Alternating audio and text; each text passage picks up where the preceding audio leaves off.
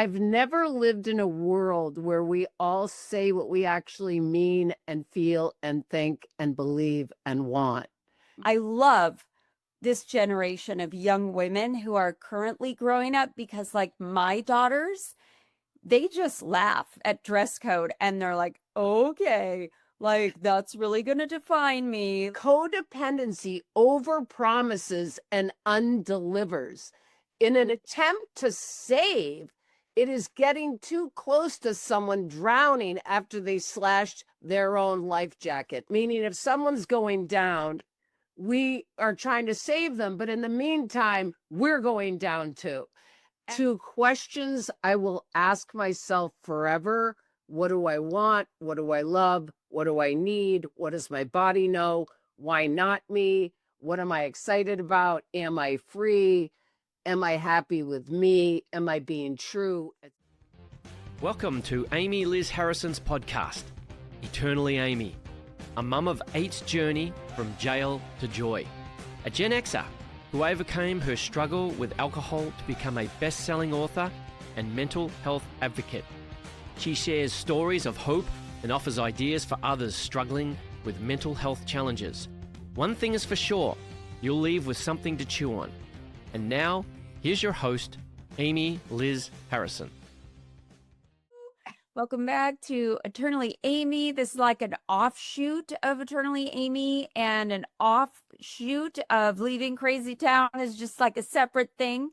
I have Dr. Sarah Michaud here today, and here's the thing. So we're doing this kind of Boozeless Book Club thing, and we don't know, like, anybody is welcome to join, but it's just us for now, and I love that so much. It's just always fun to see her.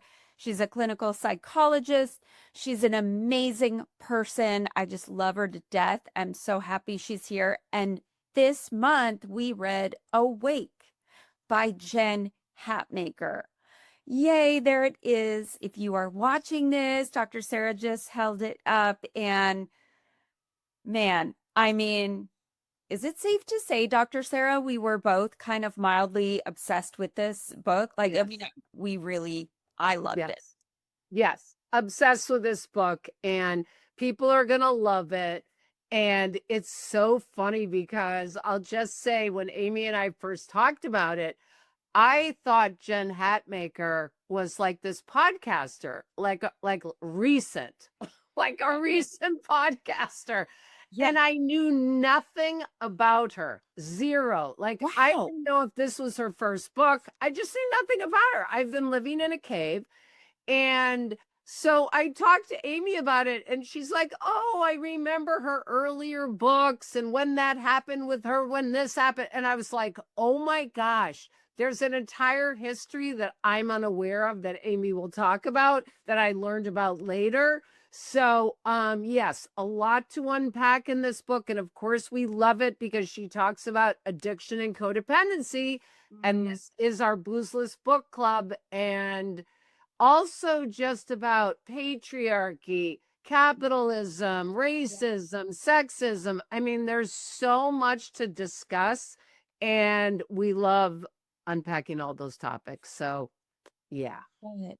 Yeah. We love it. And of course, okay, so I've been a huge Jen Hatmaker fan for a long time, and I am attached to her pretty much because we have such similar backgrounds with the religious stuff, with the, Gen X, and growing up in the youth group at church and all of the different things. And I loved all the nostalgia that she mentioned in this book about, I think she mentioned Acquire the Fire, or at least she did mention True Love Waits, and all of these different programs that are patriarchal programs or patriarchal adjacent programs that is kind of the evangelical 80s and 90s, Christian church ways of the world. And, as a female,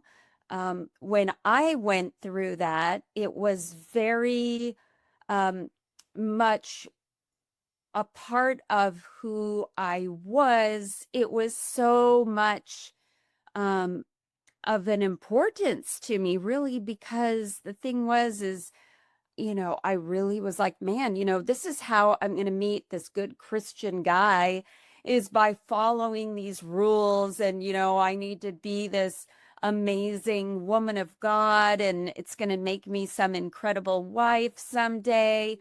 And so I resonated so much with all of the background that she unpacked in her history with just growing up in a similar environment and going to a college where it was kind of the ring by spring. I had the same thing. I went to a small Christian liberal arts university, and that was kind of the thing there too. And yeah, just so much of that was like, yes, yes, check the box, check the box. And it's for those of us who are deconstructing, I'll just say this, or have deconstructed and reconstructed another spirituality.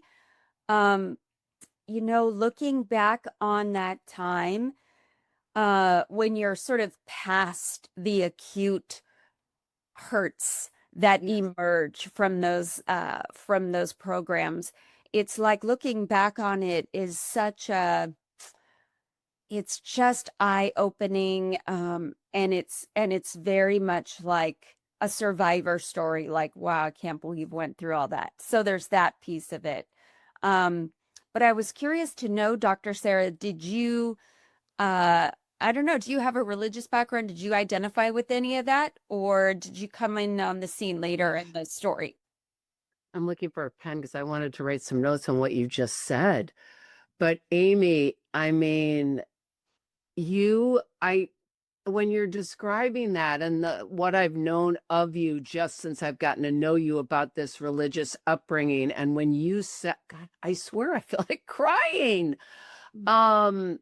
When you described identifying with her, and it sounds like she's written books before that you identified with, and actually having such similar development. I mean, her father was a minister, I believe, so she was brought up in the church. And then the whole college thing I wasn't aware of. And when she describes, there's this line, oh my gosh. Oh God, I'm not going to find it right this second, but she talked about kind of the consequences. Here we go.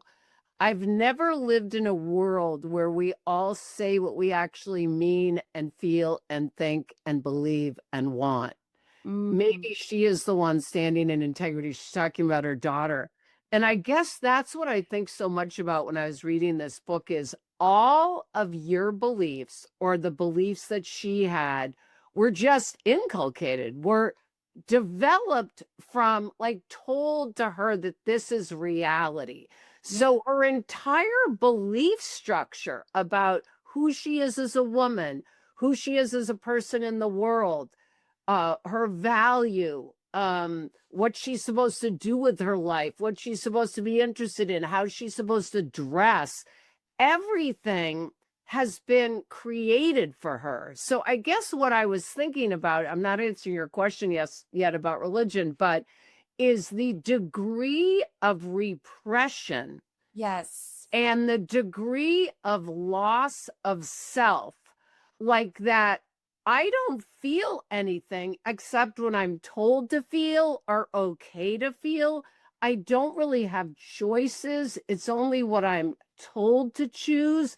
I mean, to me, I just think so much about when you're just saying, like, to reconstruct it is actually, and she talks about this at some point, feeling such incredible rage and grief, because to recognize, it's like recognizing all of a sudden you're, I don't know, married to a sociopath, or you're recognized like, oh my gosh, this company I've been a part of and loved for 30 years actually is stealing money from people. Or it's like you suddenly have this awareness of the makeup, the fabric of who you are in your world that it Yes. may not be what you want.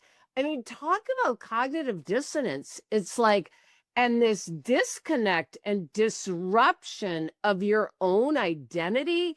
That's what I was thinking so much about as I was reading this. Just the lack of choices, the lack even that you should have choices. I mean, there's a chapter or description in this book, and I don't know if you related to this, where she talks about going away to camp, going away to Christian camp, and she was wearing a pair of shorts, and the shorts were literally almost to her knees. And they sent her back and said that that was provocative and inappropriate. And I was thinking about number one, the shame. And then all of a sudden, the beliefs, though, that, oh my gosh, I'm doing something bad or wrong when I'm literally just trying to do what is right. I mean, so much around a way of thinking. I don't know. What are your thoughts about all that? Okay, Yeah. you get it. You get it. You nailed it. That's spot on to how I understood what she was writing about from my own experience. Yes. And you know, the shame part is the part that is just so damaging, right? And Yes. so the part in the book where she was talking about getting a new car Yes. after the divorce, and she didn't know what kind of car she wanted, that she Right. couldn't even tell you what she liked. Right. I started crying because Yes. I totally identify with that. And Yes.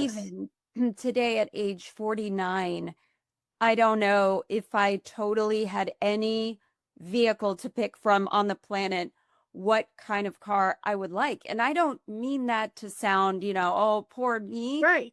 but it's a fallout, right? It's Yes. one of the consequences of not having agency over choices and being told inadvertently or directly it's a gift and a privilege to have a man or a provider in your life, and as you're going to reciprocate as the wife, and these are the ways that you're going to reciprocate, whether it's sexually or when he comes home from work, you're going to Yes. I mean, kind of that old school trad wife type Yes. mentality, which is fine if you're into that, but it sort of didn't seem optional in my upbringing. At least that's what I gleaned from the church. That was my interpretation of what was being taught. And I Right. think that all of those things that she unpacked, I mean, the shorts thing, I mean, I could just say, I mean, how that has been, even to this day, dress coding at my kids' Christian school is just my trigger. It's so hard, because it just is so damaging. And I just want to add a quick little carrot to that when I share that and say that I love this generation of young women who are currently growing up, because like my daughters, they just laugh at dress code and they're like, okay, like that's really going to define me. Like if I get dress coded, like, and what they mean by that is they see the ridiculous nature of that patriarchal structure and all of the things that fall under it, and they're not having it. And so I think that is so brave and so powerful. And it's just, I admire it because I certainly didn't have that. It was like if someone in authority told me my shorts were too short, I think I would crumble and cry and then roll in a hole and Yes. want to just be in the fetal position. Like I don't even know what I would do. So yeah, that Oh my God. was so striking. Yes. So many things. I mean, so brilliant. The idea here. So we're basically saying that in this type of development, whether it's a church, and add patriarchy onto that, add gender roles, whatever your training was. And again, we hope it can be different now, and it has changed, but in some cultures it isn't different. Right. And The idea, this is the killer. So what we're saying is you have shame because you're not kind of, responding to these rules and this program exactly as it's laid out. So you're told to do something. You have this shame response, which basically the shame belief is, I'm not okay. Right. And then you add on to that, not only am I not okay, but I need to feel grateful for actually how it is. So talk about, it's like the double whammy. We feel shame because we actually think to ourselves, maybe I should have a need, or maybe I should have a want, or maybe I should have a preference, or maybe I should say what kind of pizza I want Sunday night when we order dinner, or whatever it is. Maybe I should have a voice. And yet, on top of that is, no, really being quiet and being, a compliment to the men in your life is really something to be proud of, to be grateful for. This is what you really want. So, I mean, it's just disservice is like the wrong word because it's so light, but it's really It's a mind fuck. it's a mind fuck, and it's a killer of a spirit, because our true self, our spirit, is going to feel alive. It's going to be able to recognize what we want, what we're excited about, what we need. And yet, from the minute you're learning as a young child, you're told none of that is okay. You have to abide by these rules, restrictions, what the church thinks is okay, what patriarchy thinks is okay. And the other thing I was thinking is, the irony about this whole thing, this whole culture, is what it creates are people that are enraged, people that are completely shut down, and people that are going to rebel and become addicts. Because if you're putting a lid on who you are, it's going to want to come out somewhere. I mean, it's going to want to come out. Absolutely. So, yeah. So it's really, even though it comes from this place of, oh, we're creating this great way of life, it's actually repressing and creating the opposite, which I was thinking about rereading it, like looking at it last night. It's doing the opposite. It's like, I always think, when parents are really super controlling of their children, instead of negotiating and talking to them, they're going to create kids that do the opposite. And the control is out of fear, and yet the control doesn't work because kids are going to want to explore and do what they want. So it just doesn't work. And it's so, I can't even think of the right word around the consequences to human beings, let alone, women, because she does talk about both men and women and the consequences. So we're talking about the religion piece. And then, of course, what is the book about? The book is about her she realizes that there's a moment she realizes her husband's having an affair. And it's the trauma that occurs because of that affair, and then the ongoing development and discovery of who she really is, right? What do you think? Yeah. I mean, look,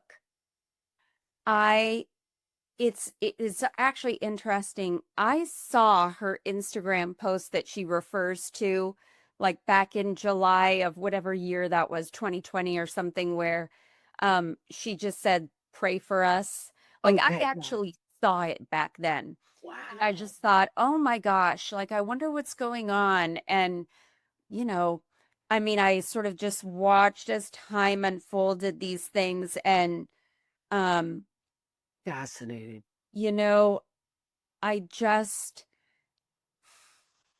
I knew she was on the precipice of something. And it was like, you know, that time period where you are wrestling and you're in the fight, right?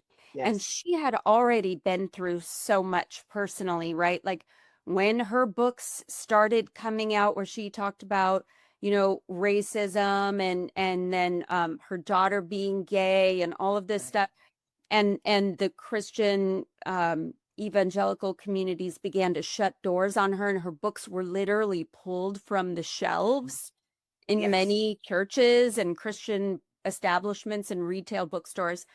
And it I, was like she had already been through that part of things.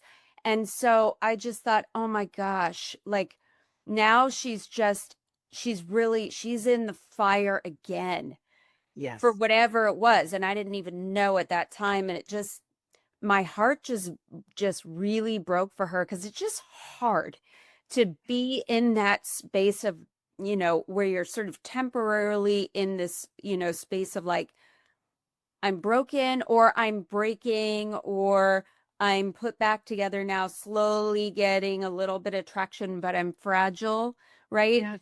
She was just kind of doing that resuscitation in her life.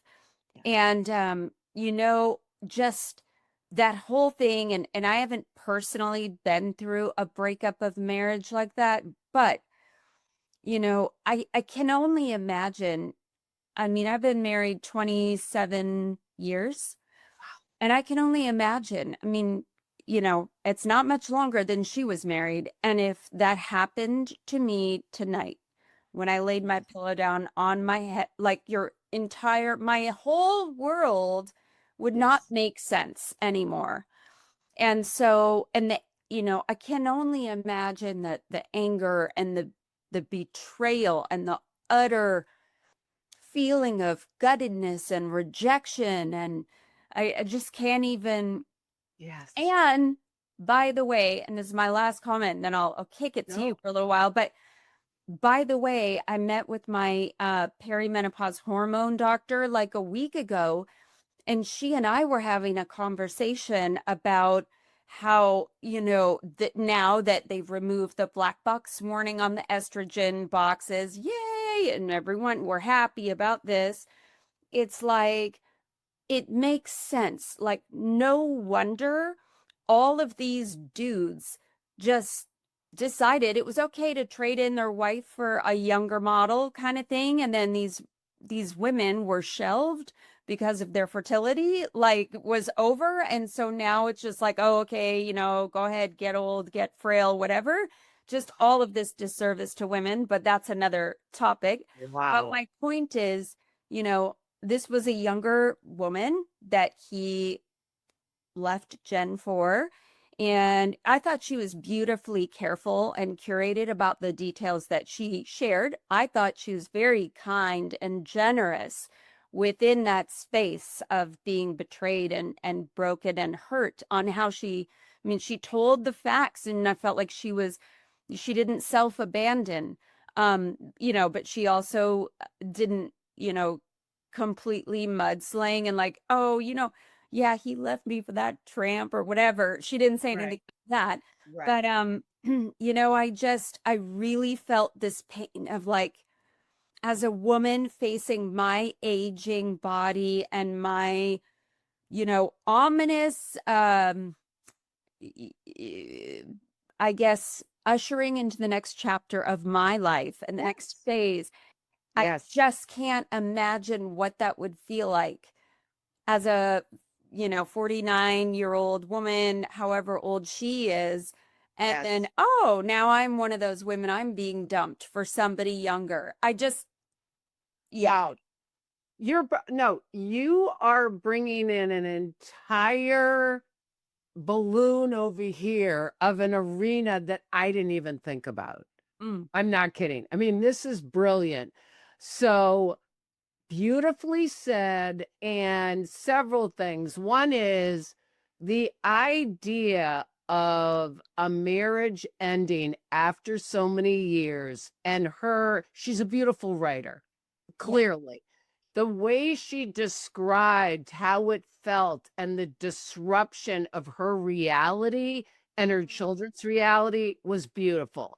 and the impact on her, and obviously these feelings of betrayal and rejection, etc. And this whole idea of like, you have such an interesting frame on it because of the hormonal stuff and like kind of the stereotype of men finding younger women, etc. So that's beautiful. I think what I think about as a therapist is, to me, affairs are a symptom of a problem in the marriage. So I just kind of keep it really simple. Like, and I also, because of just being a shrink for 30 years and knowing that when we hear one side, there's always another side. I mean, there just is. I mean, and so I think I had, for whatever reason, and this is why this book club is great, is because we can look at it from a bunch of different angles. Yeah. I had compassion for both of them. And for him and what happened to him, even though he was the one that had the affair, but I also loved, and I don't know if I marked this part. Oh, this was great. So throughout the book, you know, she's talking about her anger and the trauma, and he did this and all this stuff. And I was kind of waiting for her to kind of turn it around a little bit as she's doing her own work. So we're seeing her go through her own process, you know, therapy, help from friends, you know, this whole idea of taking responsibility for her finances, buying her own car, these things that she had never had to do before. And starting to own kind of her part. So she says, turns out I wasn't just an innocent bystander caught in someone else's unresolved issues.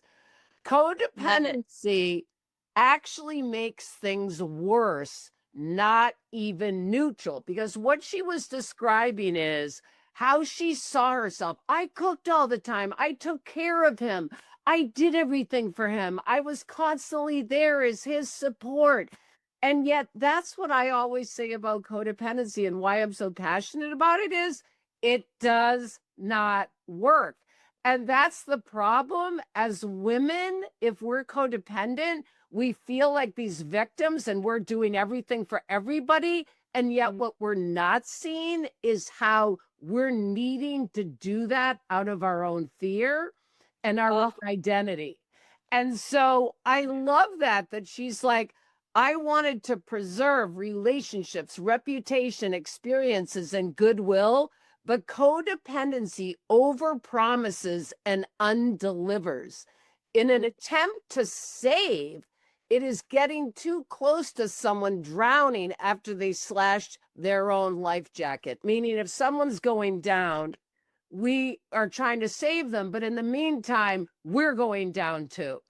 And so I just, you know, over time in reading the book, I did really appreciate, even though at the end of this episode, we're going to really go do a little deeper dive about that, because she's starting to see, wow, maybe I had something to do with this. Now, do I believe anybody causes someone to cheat on you? No, absolutely not. She doesn't cause that.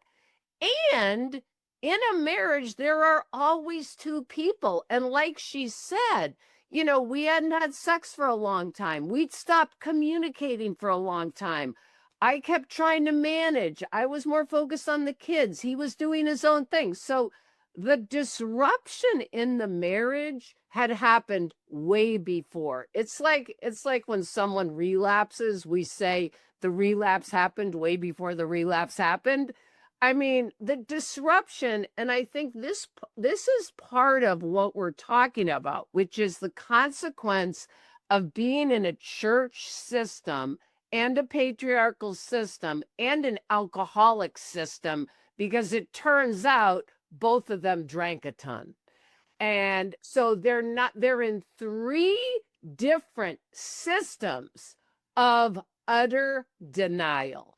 So you know, what I wrote in some of my notes were, they were living in fantasy land. They were both in this denial about how they felt, what they wanted, what was happening in the marriage, what was happening between them, things they were angry about, things they were sad about. There was no connection happening. And I think an affair is just the result. An affair is just how he coped with it. She coped with it with perhaps getting busier or doing a bunch of other things or drinking more. And he coped with it because really what we discover is he ends up hitting his own bottom and getting sober. So yes, what are your thoughts on all that? Well, okay, this is what I love so much about doing these with you too, is that you also have that clinical perspective. And I loved hearing that. I loved hearing that so much because I think that, when you say that, it's like opening the shade on a window. It's like, yeah, that's so true. Like I can relate to that. Playing Yes. into the narrative, right? Yes. That my husband and I have designed, for example. Like, Yes. yeah, there have definitely been times in our marriage when we have done that. And whether that's, me sort of running the show here domestically while he was at work climbing the corporate ladder during that whole building phase of our early years. And then kind of now that we're in a phase of flip-flopping that where he's sort of getting ready to kind of wrap things up career-wise at some point in the next Yes. 2 decades. And I am now allowing him to take over some of these domestic roles, like answering the teacher emails. Oh, your kid, didn't do this assignment, whatever, and letting him handle that. And he is just really having an eye-opening time, right, with all of that.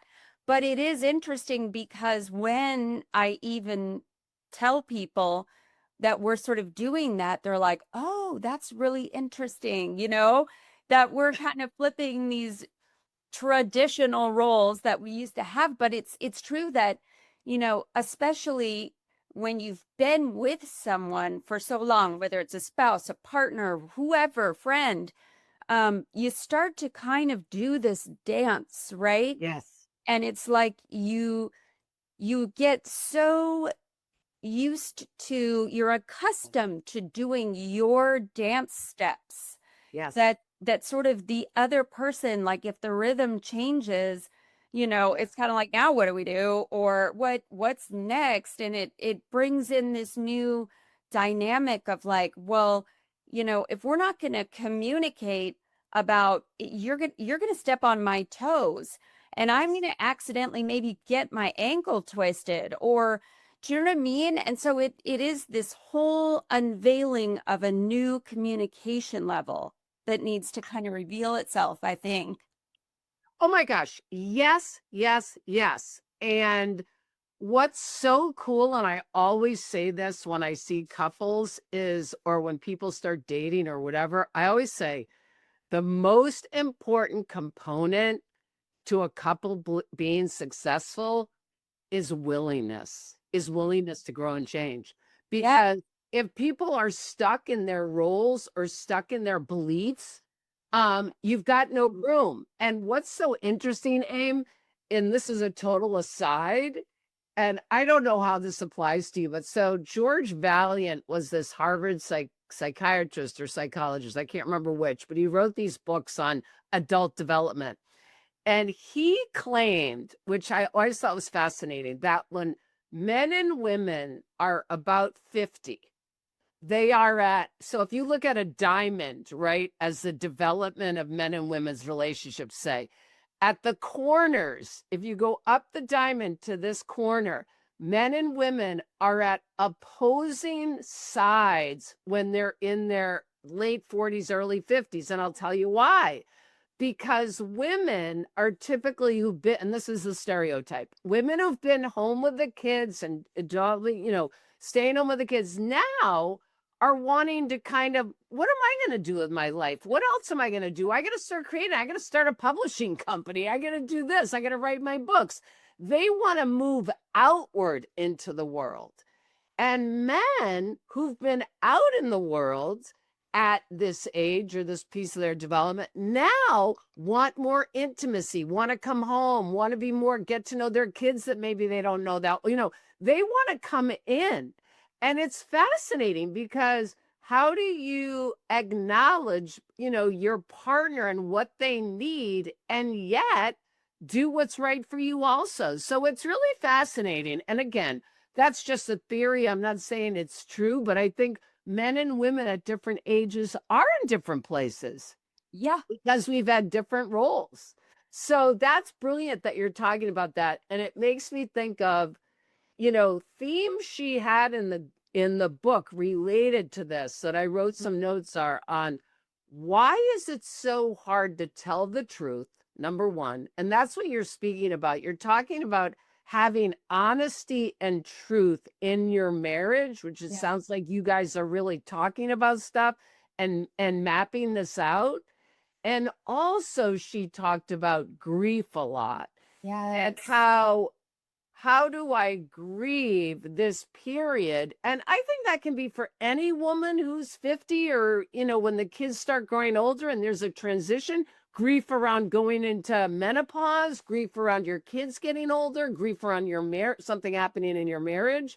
So those two things, like grieving this period of our life and giving space to that and looking at why is it's critical if you want to become your own being and start recovering from whatever your history is. If you're in a relationship, the most important piece is coming out of your own denial about what's been happening in the relationship, telling yourself the truth, which is what she's doing now. She's at this point of the book. Wow, I might have had a part of this. Where did we go? What happened to us? And why is it so hard for people? And you just answered the question, which is we get very used to the status quo. Yeah. And, I've had people, my parents were married for 42 years, and we had a joke that my mother said one of the most successful things she thought she ever did was stay married for 42 years to a person that they didn't like. They literally, it's like we call it the 42-year-old argument. They argued for 42 years. And I remember begging my father to divorce my mother. Now, my mother drank in and out of treatments. And he says to me, how do I know it's going to be any better? And I remember my brothers and I saying, how could it possibly get any worse? You guys argue like every single night. But that's just an example of his fear of change and of being alone. And he was a man of the, 50s and 60s, who's going to take care of me, was so much more powerful than being in an unhappy marriage. Yeah. And we both know people, I'm sure, that are in unhappy marriages and that won't leave because they're too fearful of change. So, yeah. Yep. 100%. And yeah, I have some family members who are, I can totally relate. Yeah, is what I'll say. And, I think it's just so fascinating because I have heard that's another big churchism is to stay married at all costs. And ironically, this is the one caveat is adultery, right? Where you're given a free sort of get out of jail card and you can get divorced without punishment. And I don't mean punishment like the church is actually going to punish you, but like without losing God's favor. So got it. Yeah. So if you just decide you're going to just leave your husband, like, no, that's not okay. Like there has to scripturally be a reason. And that is the reason, right? That is, or death. Death is another reason.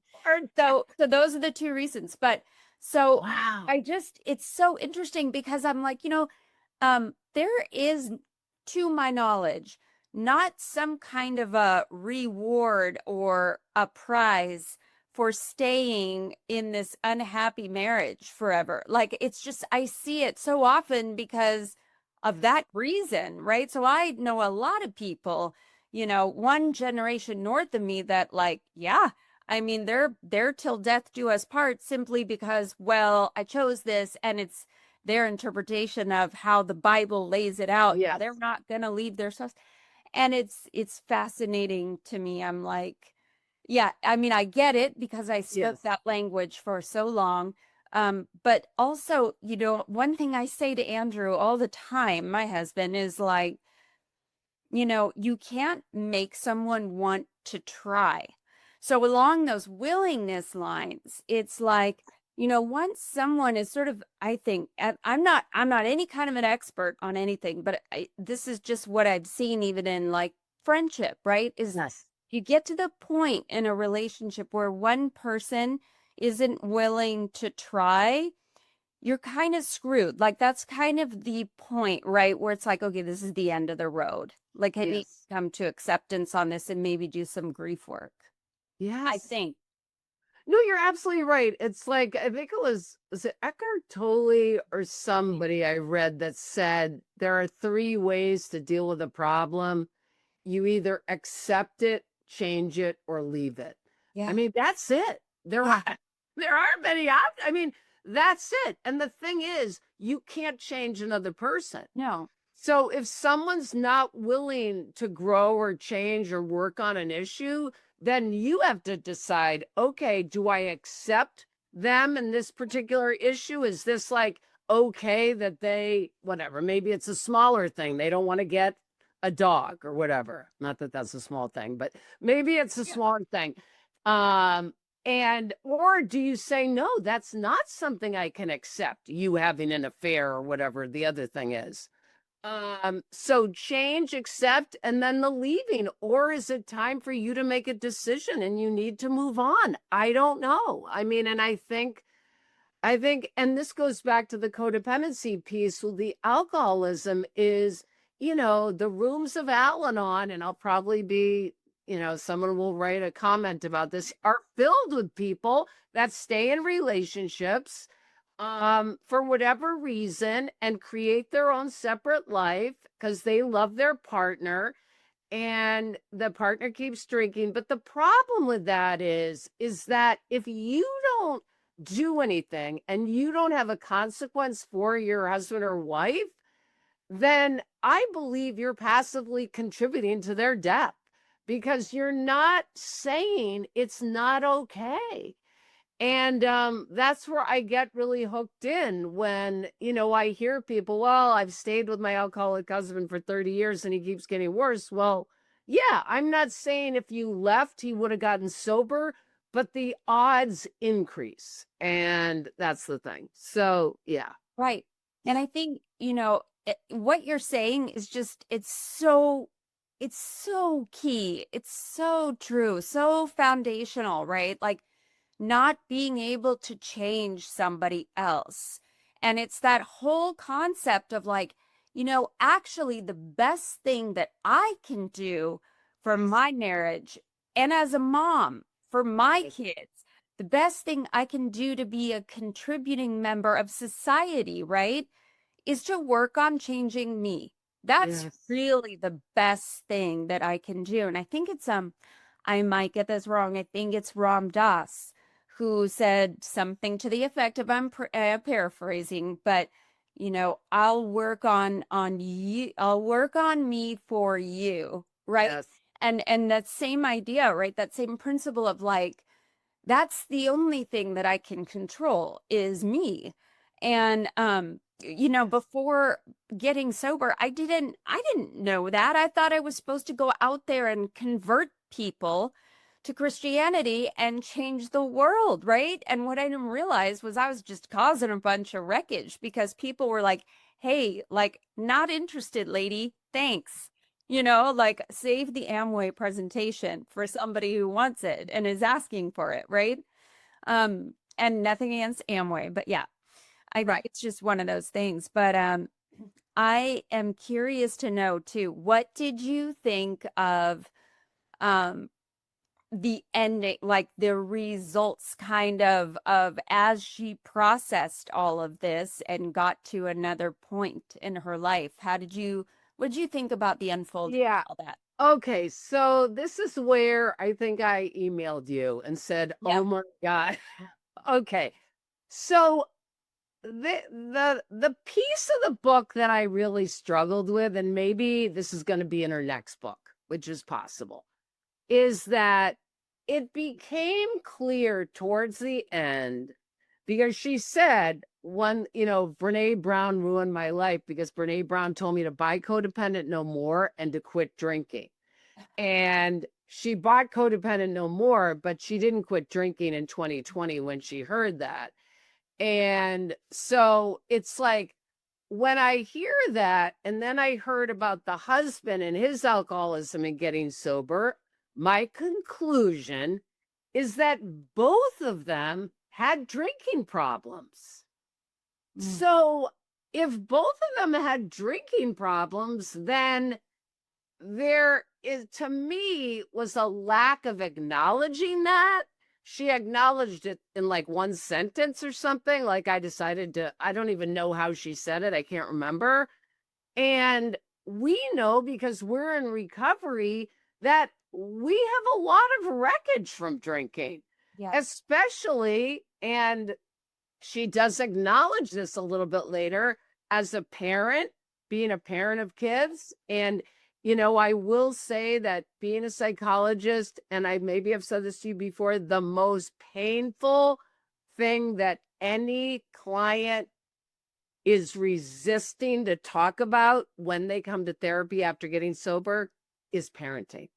Because it is, I've had people where I've seen probably a year that have not even talked about parenting yet, even though they're parents, because the degree of pain that is associated with drinking and being a parent is so severe. Talk about shame. I mean, that is a whole other episode, but I guess I felt like there just wasn't enough acknowledgement. She acknowledged the codependency. She does a deep dive about that, but she doesn't really, and maybe she does on Instagram and other places. I think she's talked about her anniversary and stuff. But this book pretty recently came out and nothing about your alcoholism, I'm assuming. I mean, so that was something that just, and not only that, but the realization that her husband was an alcoholic and she's not in a place yet around her own enabling behaviors. They were married for what, over 20 years? So how long was he an alcoholic? How long did you enable him? Long did you try to change him? How long did that affect your children? She talked a lot about his anger. Was he an angry father? I mean, I don't know what she put up with over, on one hand, it's great she stayed married. On another hand, should she have gotten divorced when, after 5 years? I don't know. I mean, that's because of the whole church thing. But did you feel much more compassion? I don't have a lot of compassion around that piece, even though I'm totally aware that it's a disease of denial. I get it. Yeah. Go ahead. I think that part to me struck me as more will be revealed. Yes. And I think that Yes. when something, I would imagine, at least, right, the only thing I can compare it to is my experience, right? Like, Yes. is when you go through something, I would imagine that traumatic, like, I think it just takes a while, right, for all of the things to kind of, get some light shed on them. And I Yes. think that because growing up in the church, here's the other piece of it that is interesting, is like, things like alcoholism. I mean, that was not, we were definitely taught that the alcoholic is the person with the brown bag and the trench coat under the bridge. Like, Yes. good girls who grew up in the church, those aren't alcoholics. And only when like Celebrate Recovery came out and some of those, which in my mind, and I'm sorry, but I'm just going to say this, is just the 12 steps with a little Jesus sprinkled on. It's the same thing. And I know because I've seen all the materials and gone through it myself. But you know, I think it's just that is a really downplayed concept, alcoholism, right? And so sort of alcoholism and the church doesn't really work yet. And maybe it does because I haven't actually been in the church in a while. Maybe it does now, but I don't think so. So I think maybe it's just like another sort of layer of what is an alcoholic, because that was not a thing that I even knew before I went to treatment. I had no idea. You know, people would say things like, well, the alcoholic personality or whatever. Right. Now, I didn't know what that was. I was totally unfamiliar with the concept of that because I didn't even know that you could, for example, be living with an alcoholic and not know it. Like this was not a thing in my vernacular at all. So it kind of strikes me as that a little bit, is that, you know, there are just still things to uncover, just as I'm sure there are in my life. But yeah, I mean, absolutely. Yes. Especially when, again, she's got this triple whammy of patriarchy, the church, and alcoholism, and the denial, and wanting to be this person that helps people. And I'm sure if she saw her husband struggling or having difficulty, she really believed, I need to save him. I need to help him. So, I mean, absolutely, Aim. I'm totally with you. Yeah. I think And you, though, go ahead. no. And that more will be revealed. I totally agree with you. Yeah. Yeah. I think too, I was just going to say, there's a certain, and I saw this with my own husband, right? And he would not mind me sharing this. He's shared this many times, but when you're the person who hasn't been caught in the big trauma of everything, like when I was drinking, right? Like I got the DUI with the 4 kids in the car. Like I was the person, you know, who the spotlight was suddenly on because of my behavior in my disease. And I think sometimes it's easier to hide when you're sort of the person holding it together. And that's what my husband would definitely say, is that he was no healthier than I was, but it looked more respectable. Do you know what I mean? Like it was a thing where, you know, when he started going to Al-Anon, the sister program, right? Like he had no idea that program was about him. He thought everybody was going to be able to just throw stones at the alcoholic in their life. So all of that too, like I think there was a certain, well, I know there was a certain, because he said that before, there was a certain pride in being the one who had it together, and that, you know, it's kind of like that whole like, oh, what's your biggest, deepest, darkest sin?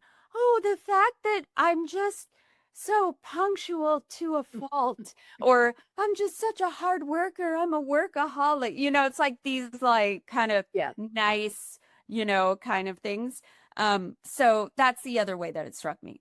Oh, I mean, so true. And you know, I've said this a lot, but just like people who are alcoholics are in denial and don't know about it, same thing for the co-addicts. I mean, it's very, very tricky to go from, you know, I'm a victim and my partner's this person that's creating a shit show in our lives, to, wow, I've got something to do with this. I mean, it's really something. So absolutely, I'm with you. And I do believe more will be revealed around this. And, Me too. you know, just to wrap up, I know we're running over. Like she talks about at the end, I love these couple of pages where she says, questions I am done asking. Will this bother someone? Am I asking too much? Does he or she like me? What is wrong with my body? Should I just be okay with this? Et cetera, et cetera. to questions I will ask myself forever. What do I want? What do I love? What do I need? What does my body know? Why not me? What am I excited about? Am I free? Am I happy with me? Am I being true? Et cetera, et cetera.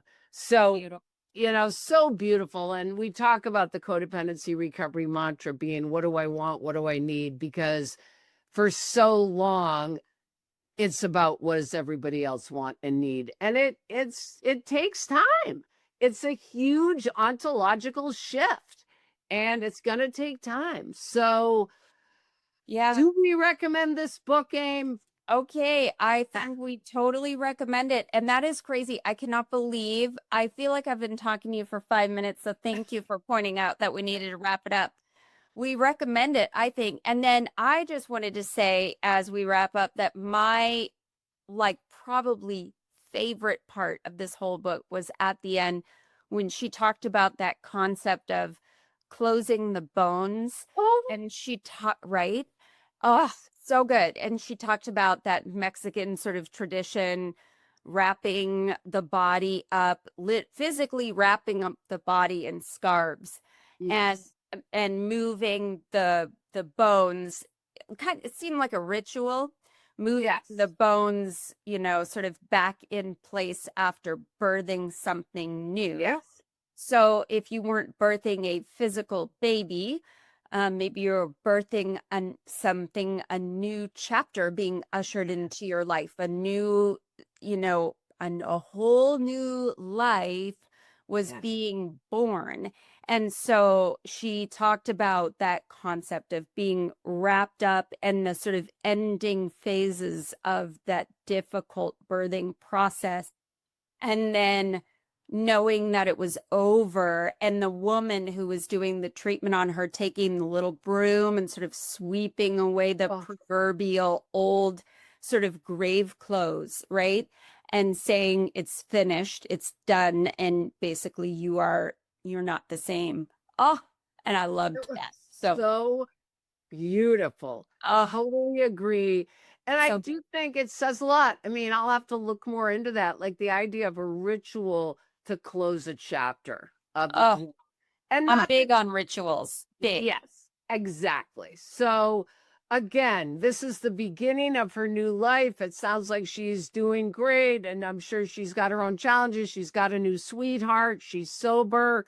And I'm sure some more great books will come along. So absolutely, this was really great. We recommend it to anybody. Recommend it.